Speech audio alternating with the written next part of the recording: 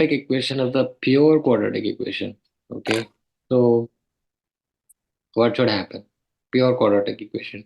Like mark this that whatever makes this term zero, right? So this term goes for zero by for b equals to -3. Pure quadratic equation meaning that just the x square terms remains and the constant remains. This term goes to zero is what has to happen. This is fine. So the product of roots of the equation is 7. So they're saying that your say alpha into beta is actually 7. Okay. And that is actually equal to c by a. So you can say that 2 e to the power log k minus 1 upon 1 is 7. Or you can say that this is 8 by 2 is e to the power log k. Or you can say this is 4. So your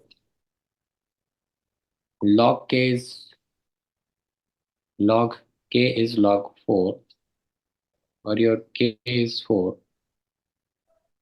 So k is 4, then the sum of the roots is alpha plus beta, which is minus b by a, which is 3k. So this should be 3 into 4, which should be 12 actually. This is 12 actually. So here what we did is 4 is equal to, until here it is fine, right? So this is alpha into beta is 7 and alpha into beta is also c by a. Okay. So what is your coefficient c? C is this coefficient. Okay. So what is you every time you write the equation in this form x square plus bx plus c and compare it just to figure out what is your c.